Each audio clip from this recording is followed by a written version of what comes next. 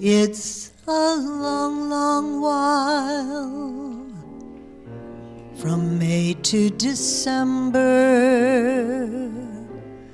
but the days grow short when you reach September, when the autumn weather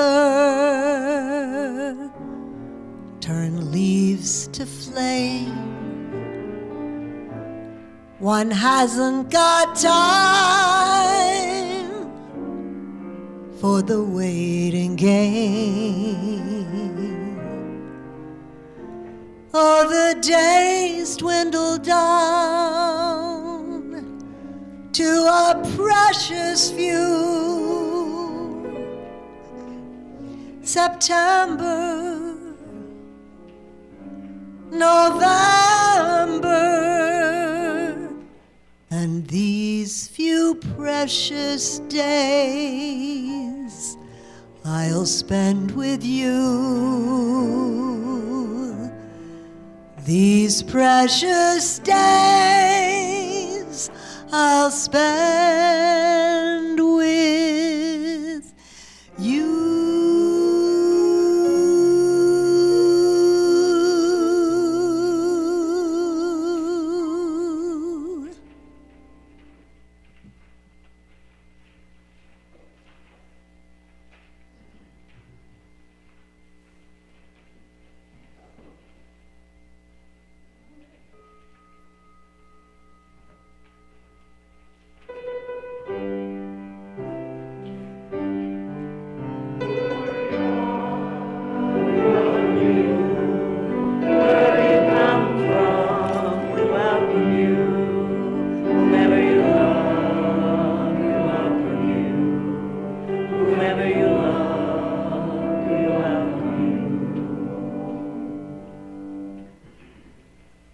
Good morning.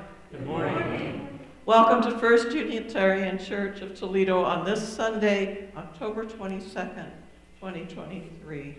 I am Judy Lee Troutman, today's service associate. The Reverend Dr. T.K. Barger is leading the service. Randy and Gretchen Ritchie, Paul Lehman, and Leslie McCage are providing music, and Jenny Gottman, our Director of Lifelong Learning, will offer the story and lead the children and teachers to their activities.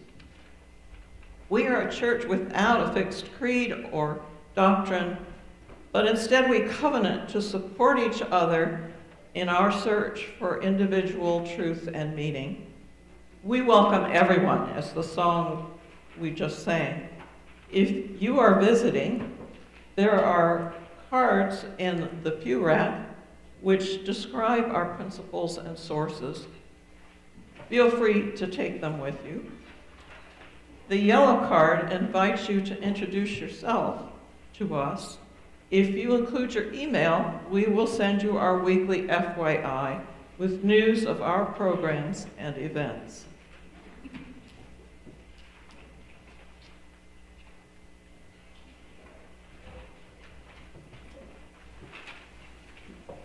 Hi, everybody. I'm Reverend Tim. I'm the senior minister.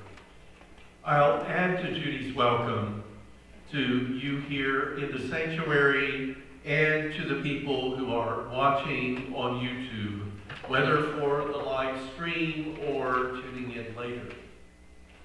I want to tell you about this podium that I'm standing behind. You know that normally we don't have a pulpit in place. And when we do, it's the one that came with this building when we moved in 2008, and which matches the wood paneling and trim up here. And that pulpit is just a little bit bigger than this podium. Last week, I preached at the Unitarian Universalist Church of Blanchard Valley in Findlay, Ohio, where I have served as the congregation's contributing minister for about 10 years. I have spoken about 20 times from this podium, which was built in 2000 by 3 members of their congregation, Dave Creighton, Jack McBride, and Darrell Wolf. Last Sunday's service was the final one in UUCBV's building. The Findlay Unitarian Universalists will continue as a congregation, meeting about monthly in people's homes. But the members decided that the building no longer served their needs. So they gave away everything in it and have moved out. Besides the podium, they gave us Toledo Unitarians some electronic equipment, books and pamphlets, and a few other items. I thought it was fitting for its first Sunday here to use this podium as the pulpit in our Sunday service, but it will normally be in Fellowship Hall. Thanks to Findlay, especially Carla Sassy and Maria Gasparo, who have kind of kept the church running. I expect from time to time some of the members of UUCBV in Findlay will make the trip to Toledo to spend Sunday mornings with us. I'm glad to have this part of their church with us all the time now. And now, as Judy lights our chalice, let's say the words for lighting together. We are Unitarian Universalists with minds that think, hearts that love, and hands that are ready to serve. Together we care for our earth and work for friendship and peace in our world. While we're reciting, let us recite our covenant. Love is the doctrine of this church. The quest for truth is its sacrament, and service is our prayer. This is our great covenant, to dwell together in peace, to seek the truth in love, and to help one another. Today, on our minds, in our hearts, and with our spirits, we think of the ways of the world, the state of the nation, the serenity of our own souls. There is war in Israel and Palestine, in Ukraine and Russia, and in other countries. We hope for peace. Some weather is destructive, even violent, and where we live, we experience cooler temperatures and the variety in colors of leaves in autumn. We know that the beauty of the world is continually changing, and that some hard weather improves the ecosystem. But disaster is hard on all living things and on our planet itself. We look for pleasant climate, even in the midst of change, but we bear with what the world presents to us.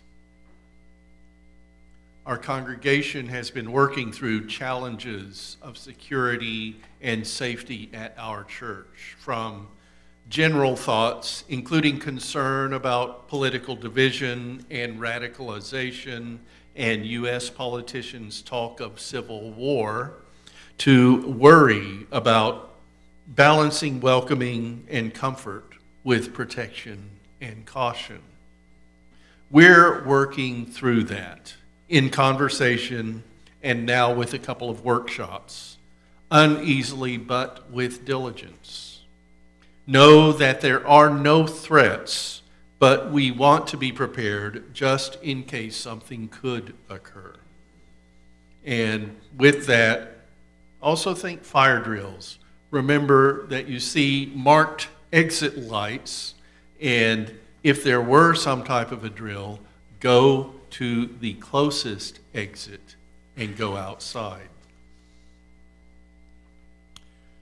We hold members, supporters, family, and friends of our congregation near, as so many of us face issues of health, of relationships, of loneliness, of economy, of life. Let's be good to one another, help if we can, and honor our togetherness, even though each of us is so different from one another. We hurt and heal with you. You might have your own items for meditation, contemplation, and prayer. So we include the unsaid here, as we are in community. We can share burdens and be glad for accomplishments. And we are together in fact and in spirit. And now please join us for our opening hymn. Today it's number 101 in our gray hymnal, and words will be on the screen. It's Abide With Me. And if you can and you're willing, please stand.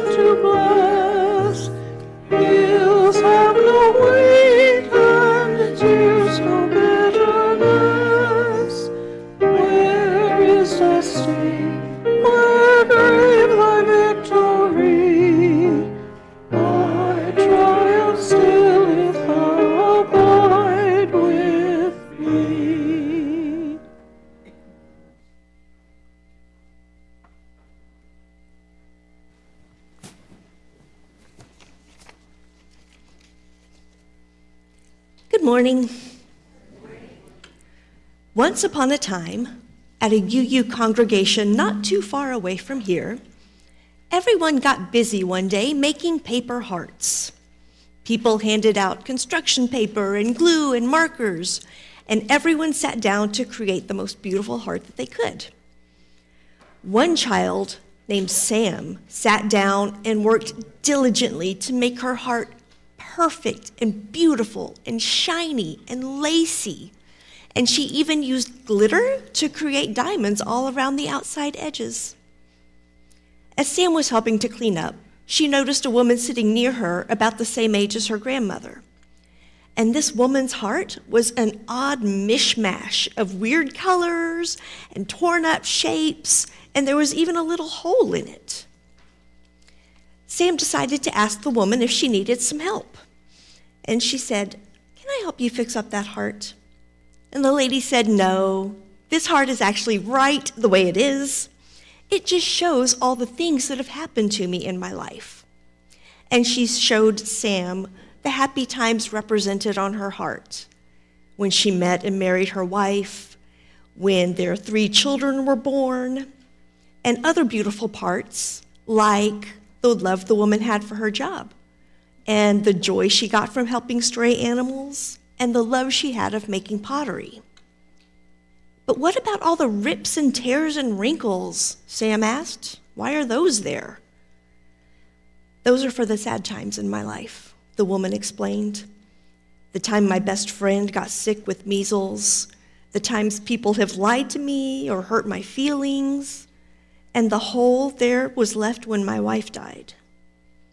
In fact, every time a person comes into my life that I care about," she said, "I give them a little piece of my heart."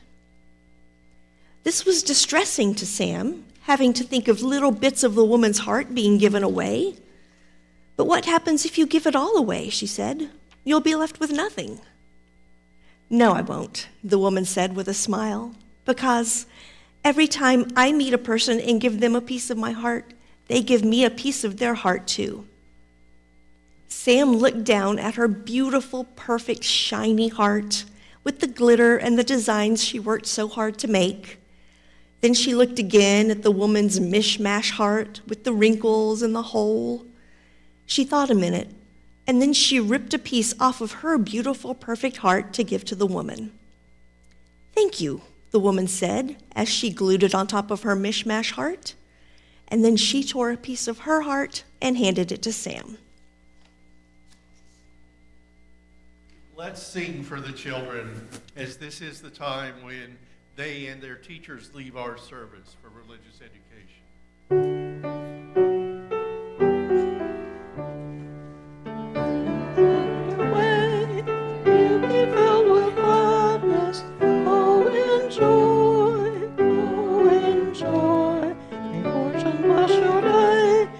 Peace and loving kindness, go in love, go in love.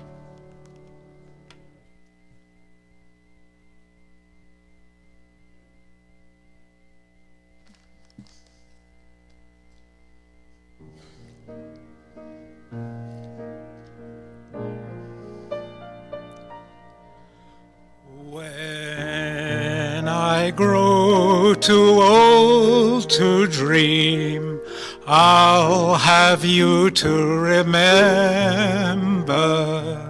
When I grow too old to dream, your love will live in my heart. So kiss me, my sweet, and so let us part. And when I grow too old to dream, that kiss will live in my heart. So kiss me, my sweet, and so let us part. And when I grow too old to dream, that kiss will live in my heart. Your kiss will live in my heart.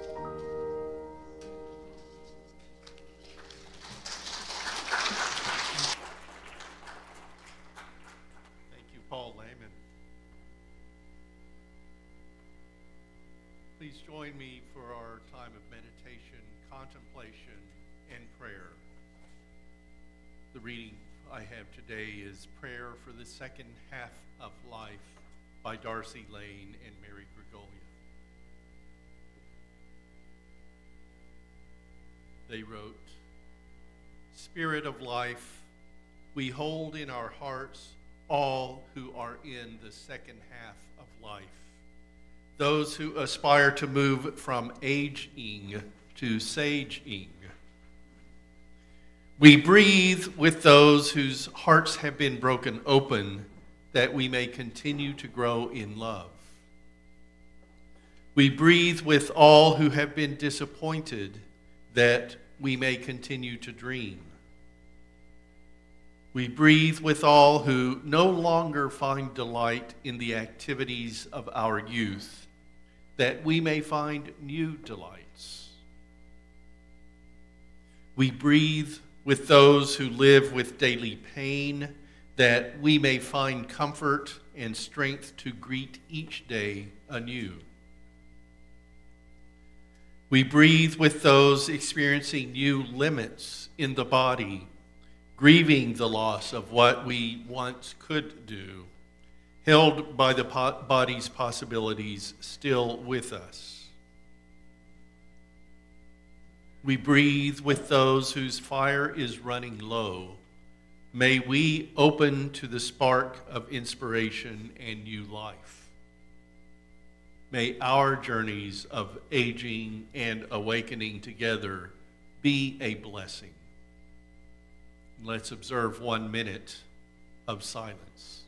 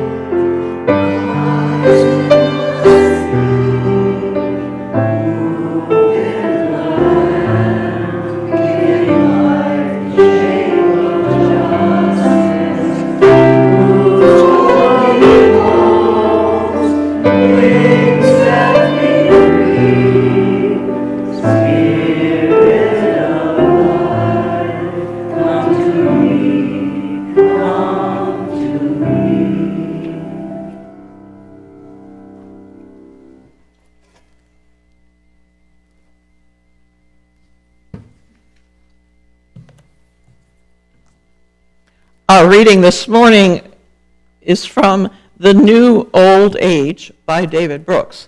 I think it was written for me. In the 21st century, a new phase is developing between the career phase and senescence. People are living longer lives. If you are 60 right now, you have a roughly 50% chance of reaching 90. In other words, if you retire in your early or mid-60s, you can expect to have another 20 years before your mind and body begin their steepest decline. We don't yet have a good name for this life stage. Sarah Lawrence Lightfoot, a notable scholar in this area, calls it the third chapter. Some call it adulthood 2, or the name I prefer, the encore years. For many, it's a delightful and rewarding phase, but the transition into it can be rocky. These folks are in the middle of what the psychologist Erik Erikson called a developmental crisis. People will either achieve generativity, a way of serving others, or sink into stagnation. At an age when you think they'd be old enough to know the answers, they find themselves thrown back into fundamental questions. Who am I? What's my purpose? What do I really want? Do I matter?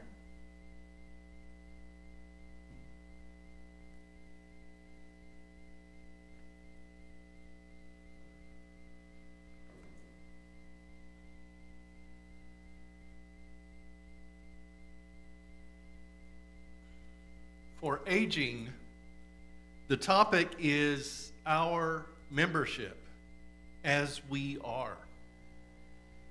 Today, I won't focus on the TV show The Golden Bachelor, and it's featuring a 72-year-old man seeking marriage to one of a group of women age 60 plus on network TV, and the broadcast networks finding that their core of viewers are at above age 60, while local TV channels are at age 45 and above. And that's not just for that one show, that's for watching everything on broadcast TV these days. I won't be able to get to the new album of original songs, the first since 2005, of the Rolling Stones, whom my wife Jewel and I saw in concert only 2 years ago, when there was plenty of use of the word geriatric in news referring to the band. And we, both near the tail end of the baby boom, really enjoyed that show at Ford Field in Detroit. I might like to talk about age in the news, but today, the first of a few sermons on our oldness, I'm focusing on us here in the sanctuary and watching on YouTube. Those in this auditorium, look around you. Do you see that we're an aging congregation? That's not unusual today, regardless of the place of religious gathering. The realization that congregations are made up of older people these days is in many news reports and statistics on the state of religion in the United States and in most of the world, it seems. Not as many young people are coming into churches or other religious institutions. And the congregational health model we've been accustomed to, really from our parents' time when we were children, no longer applies. Families with young children finding a church when the kids start asking questions that mom and dad might not be comfortable with, religious education, and the adults work on boards and committees to keep the institution going. Or it's clearly communicated at the male head of household's place of work that church activity is expected for career advancement as a way of being in the larger community. That's become back then. Now it's up to us, with some years behind us, we people in our encore years, as David Brooks wrote, to keep the church going. We can't hand the organization over to the younger and career folks and just do the fun community activities while leaving leadership and stewardship to the next generation. Plus, I've started to think that these voluntary associations, churches and nonprofits and other places providing for social change and betterment, might be the best places for we older people to make our best contributions at this stage of our lives, leaving the workplace and government to the next generations to lead and manage, while we concentrate more on the institutions that actually enhance the lives of people around us. Better than playing golf, but I was never a golfer.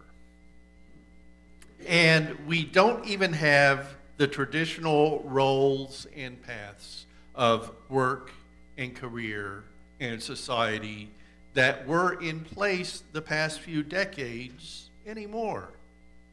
In only a small but significant part because of the COVID-19 pandemic. And I'll note that church attendance and activity was progressing or receding this way already.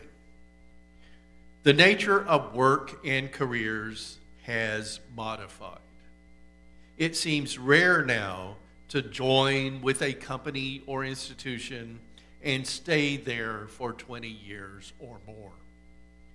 Government is changing the nature of schooling, so public school seems to be less the standard after laws have been altered, in large part ideologically, to allow individuals to use state funding for the schooling of their choice, such as parochial or homeschooling. And in the household today, it's not necessarily mom and dad. There are more single-parent families and same-sex relationships, including marriages, plus a few multi-family, one-roof arrangements, or more than one partner relationships. I don't think a man and a woman and 2.5 children, wasn't that the nuclear family, is the norm now. Plus, we can't forget that 3 or more generations, including grandparents, living together are also becoming more conventional an arrangement. For the kids, recognizing and trying on the gender spectrum is coming into commonality, it seems. So it's not just sons and daughters, but non-binary children, and taking up and experiencing different gender expressions in childhood and adolescence and young adulthood, and really throughout life. Know that there are senior citizens who didn't have these opportunities of exploration earlier in their lives, and they're being inquisitive now, publicly, as we never stop in our own growth and education. We welcome all at First Unitarian as we sing at the top of our service. But it seems that most of us in the pews are now at or close to reaching senior status. We've aged. I know that I have. I turned 65 at the beginning of the year. So I think I qualify now for all the age-related senior citizen discounts. And I have Medicare now as part of my health insurance. It's not unusual for a member of the congregation to be an elder. Let's be wise ones. We're active in so many ways. Let's be open into living into our years. And let's encourage our having these years.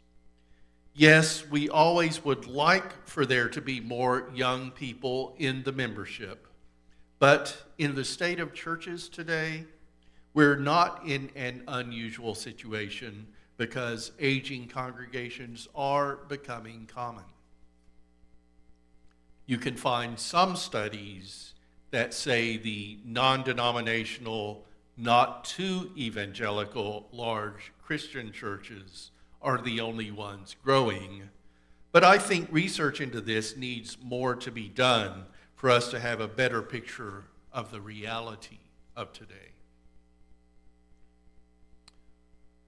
I saw a report in the New York Times noting that today the people in charge in corporate culture are now Generation X, people born between 1965 and 1980.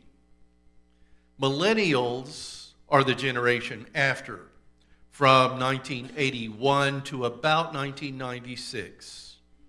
So the youngest millennials are about 27, young adults of the age when families and careers are underway. The average age of an incoming CEO, chief executive officer, is around 54, Gen X. The Gen X rules and habits are a little bit different, such as having more flexible office hours. It's older people, we baby boomers, born 1945 to 1964, In this congregation, there's also a healthy number from the silent generation, 1925 to 45, and even a few from the greatest generation, 1901 to 24. And it is okay for today's words on aging, I hope, that I include you in we baby boomers. As I say, it's we boomers who for many years went to the office or the factory or the retail stores all our lives. And younger ones, millennials and Gen Z, age 26 down to the start of a working life, who want to establish themselves in some present way at the start of their pay-earning time. It's us who use standard hours. The youngest generation, as long as I'm on this list, is being called Generation Alpha and is from 2013 to 2025. So there are still a couple years of them to be born. In the working hours aspect, Gen X, with kids and other demands of time and presence, are more in favor of remote work, unlike baby boomers and millennials, the article says.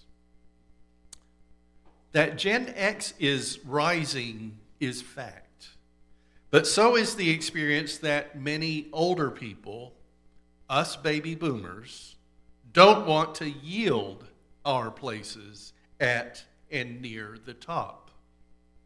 Look at political office.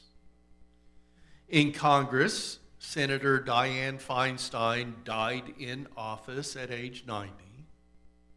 Our House Representative, Marcy Kaptur, is 77 and has had that seat for 40 years. On the Supreme Court with lifetime appointments, Ruth Bader Ginsburg, sainted among liberals, didn't resign when there was good opportunity for a liberal justice to be appointed to replace her, and she died at age 87. And of course, there's the presidency, with Joe Biden now 80 and Donald Trump before him, only 4 years younger, the oldest presidents to have been in office. Ronald Reagan, number 3 on that list, was 77 when he left the presidency after 2 terms. I also want to give respect to Jimmy Carter, now 99, and in hospice for 8 months, longer than we expected, who left politics after he was defeated for re-election in 1980. That was when Reagan was elected. Carter was 56, and with the foundation he started, he became what I say is the best former president and was awarded a Nobel Peace Prize in 2002, age 78, doing good work for the public and a better world, essentially in retirement, rather than continuing on the political stage. I also give a shout out to William Howard Taft, U.S. President from 1909 to 1913. He also was defeated when running for re-election, who in 1915, after he left office, from about age 58 to 68, was president of the General Conference of Unitarian and Other Christian Churches until 1925, when that body came into the American Unitarian Association. And by then, Taft was also Chief Justice of the U.S. Supreme Court, a position he held until he resigned shortly before his death at age 72. I'm not talking about ageism, but rather not knowing when age might let you move to the side and do so in a good way. Might it be time to leave corporate and political leadership when one reaches an advanced age and instead dedicate their energies to volunteer work such as local nonprofit, including church, organizations, and have a little bit more retirement? I say that, but I also tell people that I don't intend to retire until I'm 80, health permitting, because I'd like to have 20 years in this ministry and a better retirement fund from my time as a pastor. I'm not criticizing advanced age here, please know. I'm encouraging that we elders, we senior citizens, are in a better position to give our time and energy to the places where we're voluntarily serving, to our church primarily for today's talk. And this isn't full-time work. It's group activity in which we all contribute a little bit, ideally. You can take your road trips or make your snowbird moves to better weather from late fall through early spring, or even still be in a financially productive career or have side or entrepreneurial work and give your time, talent, or likes to your church. We have an aging church. It's on us, the aging people in our church, to keep it viable, to make it thrive, to help it be a place where changing the world is possible with our involvement. I do want to make the point that I feel like I've been saying a lot recently, that if we bring in new members who are in their 50s or 60s, we could likely have them among us for 20 or more years. And that's longer than many children of the congregation are here, as they might end up going away to college and starting their adult lives somewhere else. This isn't a place for us to age with the church until both we and the church are no more.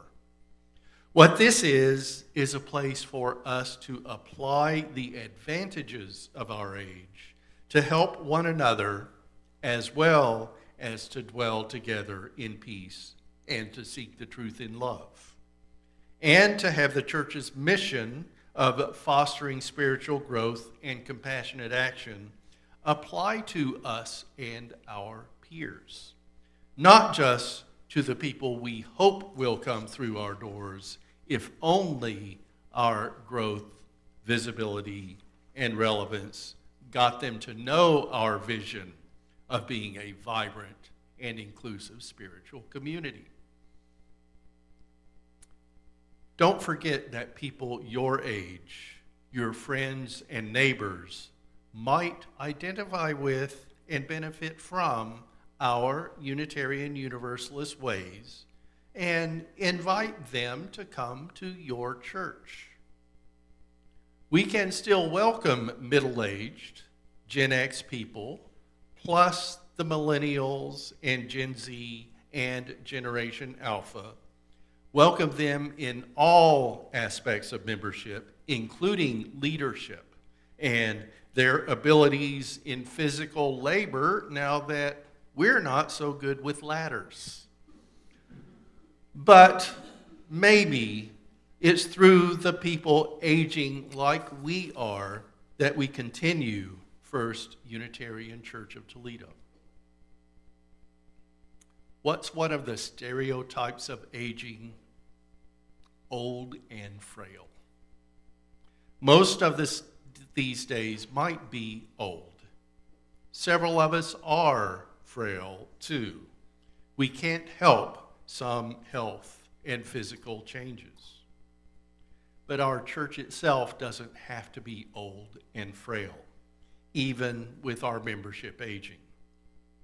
An advantage of aging is knowledge of what came before. And from our being old and having an idea of how to resist frailty. Our church in Toledo has been here close to 150 years. And Unitarian Universalism here, something like 163 years. We have centenarians and people close to 100 in our membership. So I can still feel young at 65, and I'm doing what I can not to become frail, as I know most of you are too. We do know that dementia, Alzheimer's, and many cancers and other diseases seem to wait until we're old to invade our bodies. And we have members with those challenges, including me, a cancer patient in remission. But we also have a congregation that knows these maladies and can support us in our own aging. Support in this way means we can largely continue in our own independence, continue to have dignity, age gracefully. We can do our best to be old and well, can't we? There's another stereotype we can relate to, related to the picture on the cover of the Order of Service. The retirement stereotype is getting the watch for your years of service, that pocket watch. And we're of an age that doesn't necessarily apply to younger folks now, that we can read the analog clock face to tell the time. It's not a digital readout of numbers. There's still a bit of time left on the pictured watch before it hits its final hour. We have time too. Let's not waste time as we rebuild the Toledo Unitarians membership. The time is good. Maybe it's advanced, and maybe we are in age more than in the past. But time is not running out. We're all aging as long as we're living. Let's be open to having a senior status. Okay, boomer? So be it.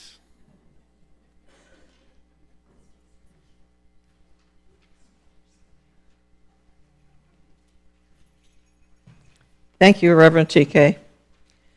Now it's time for our offering. We are not financially supported by our denomination. We have the privilege of supporting our own church. Your contributions today and always make the vibrant programs and outreach of this church possible. We thank you for your giving.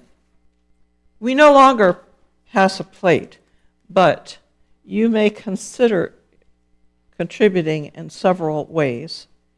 You may give by going to uutoledo.org and clicking Give, then Online Giving, and there's a QR code that you can use to jump to that page. Or you can mail a check to 3205 Glendale Avenue, Toledo, 43614. Thirdly, you may drop your offering in the basket on the welcome table at the entrance, and there are envelopes in the pew racks that you can use to designate your offering.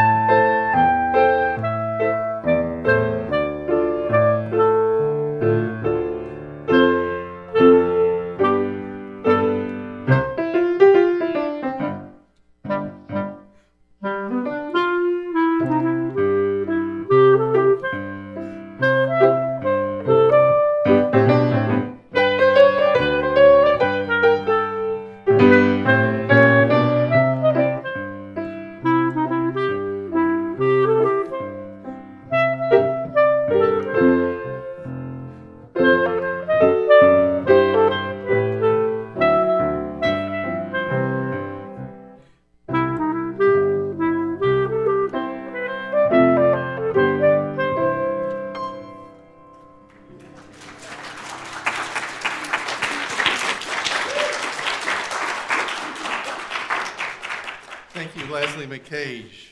Judy Troutman was telling me that she had seen a link that was talking about when Paul McCartney wrote this. He was age 14, could not imagine being 50 years older than that. 64, he is now 81 and still thriving. It's the coming soon part of our service where we tell you what's on the calendar for next week, and we give some announcements, and we also let you know what's up for right after the service. Next Sunday at 9:45 a.m. for our spiritual forum, the plan is for the people to play board games, mostly from our childhood. Think Chutes and Ladders, Mousetrap, Operation, not Risk, or a role-playing game. We do have only an hour after all. I'm not sure which games will actually be up though. So be open to play even if it's not your favorite one. And considering it will be October 29th, and some people like to dress special, you're encouraged to wear a costume to church on the 29th. And then for the 11 a.m. service, continuing with the costume thing, I'll speak on religious drag. For this time, too, costumes are welcome.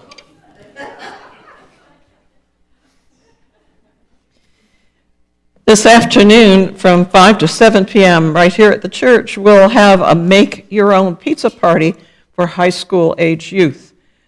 One of the beginning activities for our new youth group. I'm told root beer floats will also be available. For more information, see Jenny Gottman. On Tuesday from 7 to 8 p.m. in Fellowship Hall, the Multi-Faith Council of Northwest Ohio will have a peace gathering with concern for the people of Palestine and Israel in response to the current extreme violence in Gaza and Israel, and to offer communal grieving space and prayers of comfort, especially to our local Jewish and Muslim friends, but also to Christians, people with no religion, and those of other world religions, to people who are suffering shock, anger, and grief. This will be a non-sectarian gathering to grieve together and express hopes for peace. For security reasons, our church and the Multi-Faith Council request that you register in advance at bit.ly/MFCPeace, and there is a QR code on the flyer at the welcome table if that helps you to register. One more event to announce. This coming Saturday here in this room at 7 p.m., there will be a concert by folk musician Charlie King. Tickets are $20 and can be bought on Eventbrite or at the door, but we'd appreciate the advance purchase. The final coming soon entry is for me to invite you to join us. One more before sorry. we get to that. Let me give one more announcement. It's important. The board has approved a special meeting request from the Capital Campaign Committee to have a congregational meeting on October 29th. 1 week from today, immediately following the service, for the purpose of having a congregational vote on which tier amount of the capital campaign we should pursue. Many of you participated in meetings to let the committee know your priorities for capital improvements, including needed safety and ADA compliance projects. This vote is the next stage for developing the capital campaign, and there will be a harvest potluck immediately following the vote. And now the final announcement is to invite you to coffee hour today following the service, and it's just down the hall in Fellowship Hall. And now please join me in reciting the words for us figuratively to send some Unitarian Universalist fire into the community while Judy extinguishes the chalice flame. We extinguish this flame, but not the light of truth, the warmth of community, or the fire of commitment. These we carry in our hearts until we are together again.